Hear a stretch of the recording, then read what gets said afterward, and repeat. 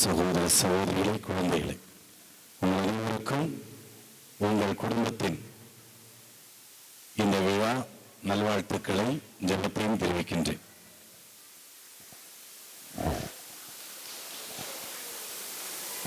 இந்த விழாவுக்கு வந்து சேருவேனா என்றுதான் எனக்கு சந்தேகம்.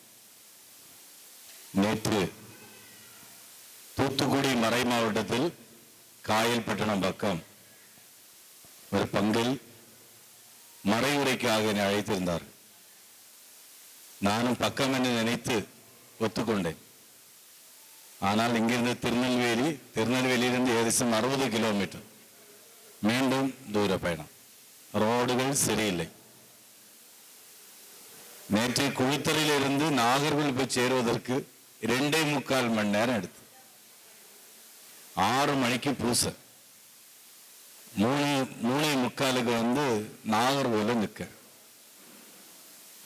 ஏகதேசம் 140 கிலோமீட்டர் மீண்டும் பயணம் செய்ய வேண்டும். இருந்தாலும் கரெக்ட் நேரத்துக்கு ஆண்டவர் கொண்டு சேர்த்தார், கரெக்ட் நேரத்துக்கு திரும்ப கொண்டு சேர்த்தார். இந்த விழாவில் பங்கெடுப்பதில் பெரும் மகிழ்ச்சி உண்டு. உங்கள் குடும்பத்தை பார்க்கும்போது இன்று அனைவரும் உங்கள் வருத்தங்களையும் உங்கள் மனதில் இருக்கும் சங்கடங்களையும் உங்கள் வீடுகளை என்று பூட்டிவிட்டு இந்த இல்ல விழாவிற்கு நீங்கள் அனைவரும் ஒற்றுமையுடன் இங்கு வந்து சிறப்பிப்பதை பார்க்கின்ற போது எனக்கும் பெரும் மகிழ்ச்சி.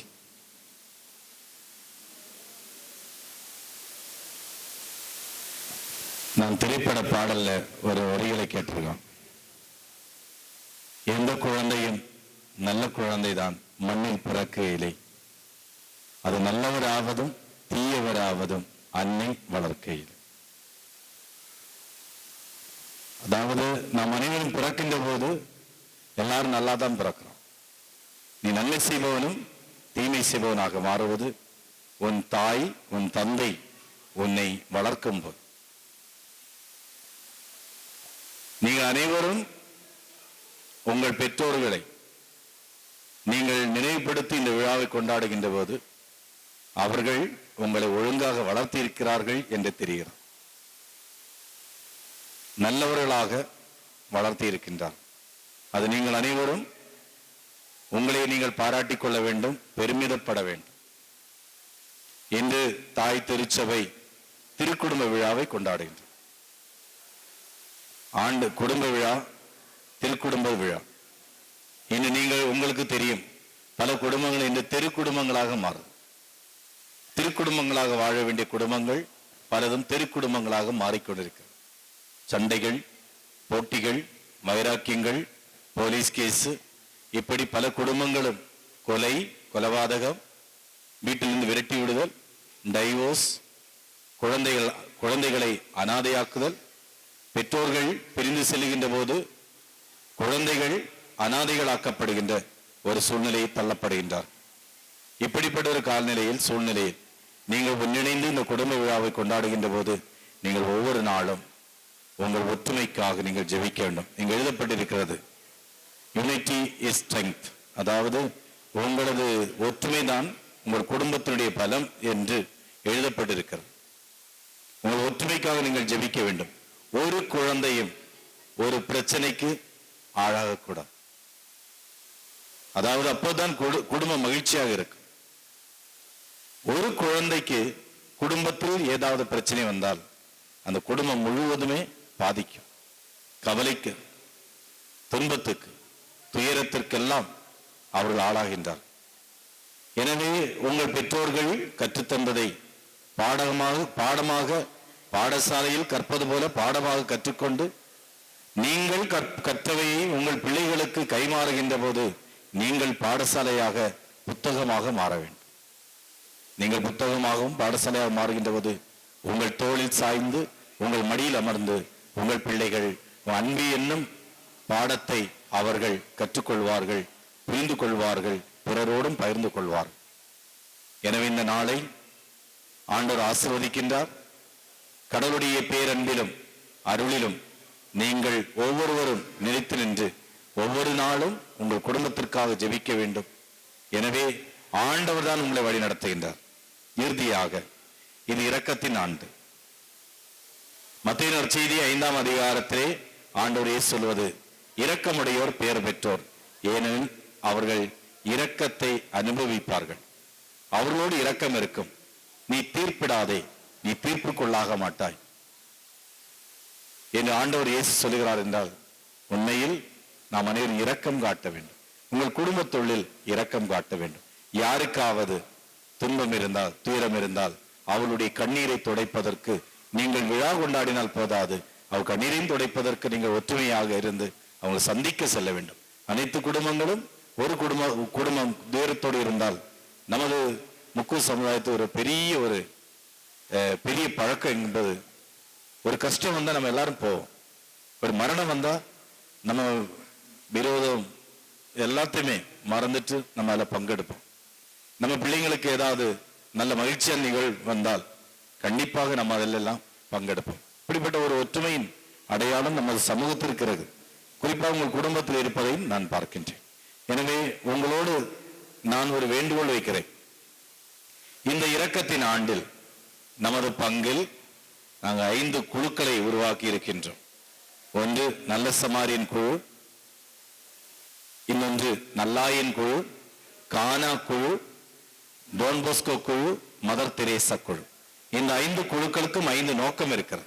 இந்த இரக்கத்தின் ஆண்டில் இருந்து தொடர்ந்து செயல்படுவதற்காக நல்ல சமாரியன் குழு மருத்துவமனையில், அதாவது நோயால் அவதிப்படுகின்றவர்களுக்கு உதவி செய்வதற்கும், நல்லாயன் குழு மறைபரப்பு பணிக்காக உதவி செய்வதற்கும், கானா குழு திருமணத்தில் கஷ்டப்படுகின்ற, திருமணம் செய்ய முடியாமல் பொருளாதார சிக்கல் இருக்கின்ற பல குடும்பங்களுக்கு உதவுவதற்காகவும், டோன் போஸ்கோ குழு ஏழை பிள்ளைகளுக்கு கல்வி அறிவு கற்றுக் கொடுக்கின்ற ஒரு குழுவாகவும், மதர் தெரேசா குழு ஆதரவற்றவர்களை ஆதரவோடு கவனிப்பதற்காக ஒரு குழு இந்த இரக்கத்தின் ஆண்டில் நாம் தேர்ந்தெடுத்திருக்கின்றோம்.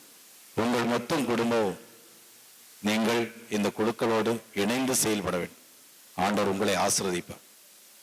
நீங்கள் உங்கள் சிறுதுள்ளியை நீங்கள் குப்பியில் அடைத்து பல நாள் துளி துள்ளியாக அடைத்து வந்தால், ஒரு நாள் அந்த குப்பி நிரம்பி அதிலிருந்து அந்த தண்ணீர் வெளியே போகும்.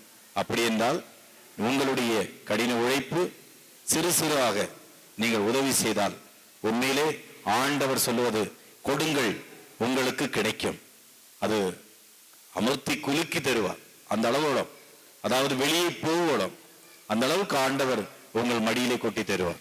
எனவே இந்த வேண்டுகோளை நீங்கள் கௌரவமாக ஏற்றுக்கொள்ள வேண்டும்.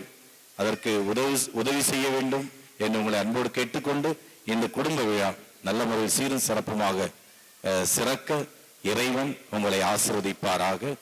நன்றி, வணக்கம். அனைவரும் எழுந்து நிற்போம். சிறிது நேரம் ஆண்டவருக்கு நன்றி சொல்லுவோம். உங்கள் குடும்பத்தை யாரும் இந்த நேரத்தில் பேசக்கூடாது.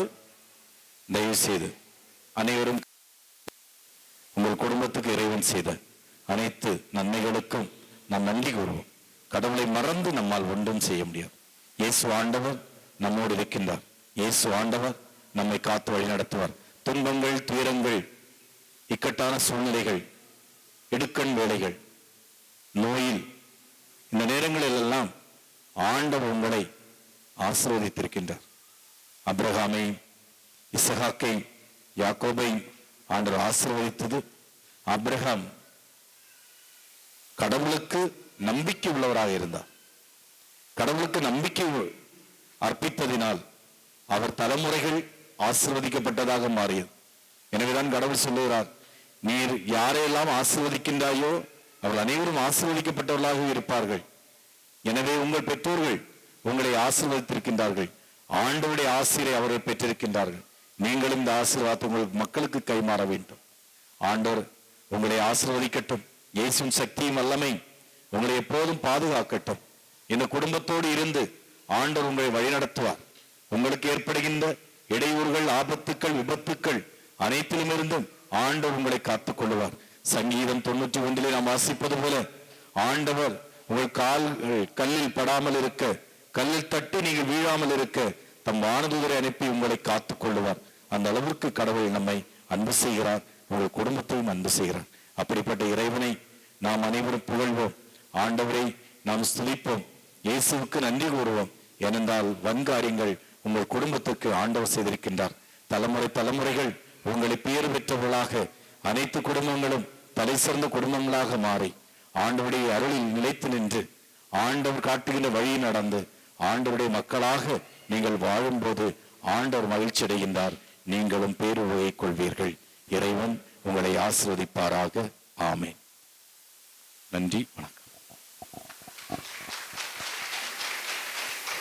எந்த குழந்தையும் நல்ல குழந்தைதான் மண்ணில் பிறக்கையிலே, அவன் நல்லவனாவதும் தீயவனாவதும் அன்னை வளர்ப்பிலே என்பதை திரைப்பட வாயிலாகவும், இரக்கமுடையோர் பெயர் பெற்றோர் ஏனெனில் அவர்கள் இரக்கம் பெறுவதார் என்பதை இறைவார்த்தை வாயிலாகவும் எளிய நடையில் அழகிய உரையில் எடுத்து கூறிய ரெவரண்ட் ஃபாதர் லூசியன் தோமஸ் அவர்களுக்கு நன்றியை உரித்தாக்குகிறோம். அடுத்தபடியாக ஃபேமிலி கலண்டரை ஆசீர்வதித்து வெளியிடுவதற்காக ஃபாதர் லூசியான் தாமஸ் அவர்களை அன்போடு மேடைக்கு அழைக்கிறோம். நமது குடும்பத்தின் இப்போதுள்ள மூத்த பிள்ளையான திரு அமலதாசன் அவர்களை அன்போடு மேடைக்கு அழைக்கிறோம்.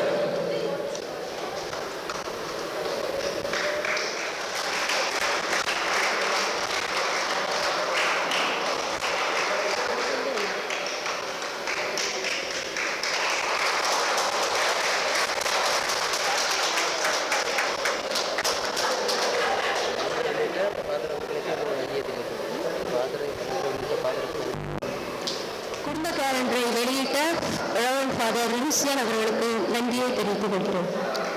அடுத்தபடியாக நமது விழாவை சிறப்பித்த ரெவரண்ட் ஃபாதர் லூசியான் தாமஸ் அவர்களுக்கு நினைவு பரிசை வழங்குவதற்காக பென்சீகர் வேலியப்பா அவர்களை அன்போடு மேடைக்கு அழைக்கிறோம்.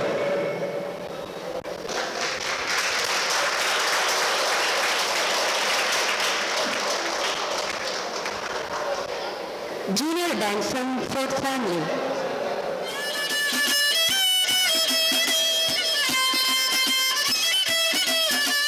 சின்ன மேகமே சின்ன மேகமே சேர்த்து வச்ச காசு வீசு சின்ன மேகமே சின்ன மேகமே சின்ன மேகமே சேர்த்து வச்ச காசு வீசு சின்ன மேகமே நட்ட தோட்டம் வாடி போச்சு நான் குளிச்சு நானும் மாச்சு வெண்ண வெட்டி கும்மி கொட்டு கொட்டு மேகமே சின்ன மேகமே சின்ன மேகமே சேர்த்து வச்ச காசு வீசு சின்ன மேகமே சின்ன மேகமே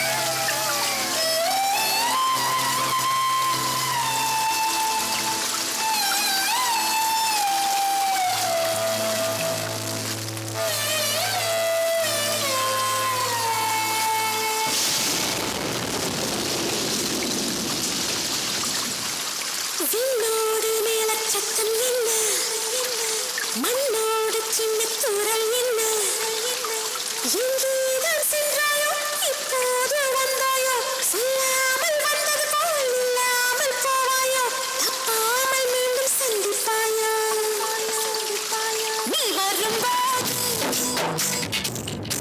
நான் மறைவேனா, நீ வரும்போது நான் மறைவேனா, என்னோடு மேலச்சத்தம் என்ன, மண்ணோடு சின்ன தூரல் என்ன.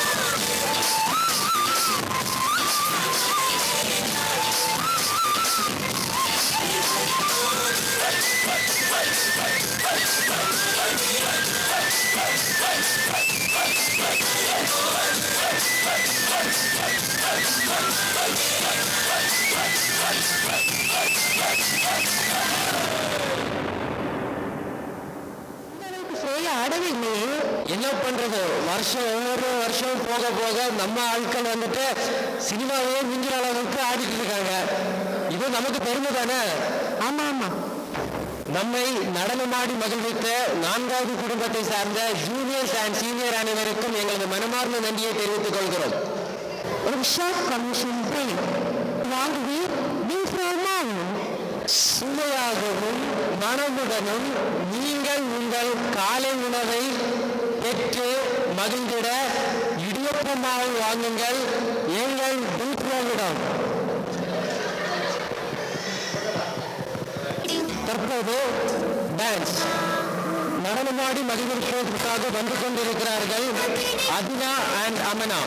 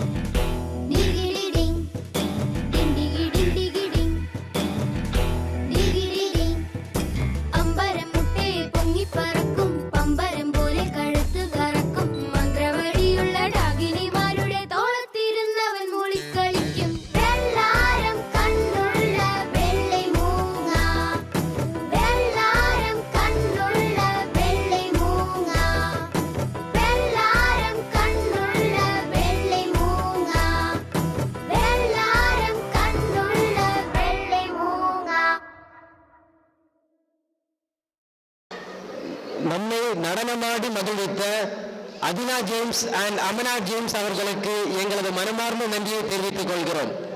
அடுத்தபடியாக இன்னும் உங்களை மகிழ்விப்பதற்காக வந்து கொண்டிருக்கிறது டான்ஸ். டான்ஸ் ஆடுவதற்காக ஃபிகோ அவர்களை அன்போடு மேடை கலைக்கிறோம்.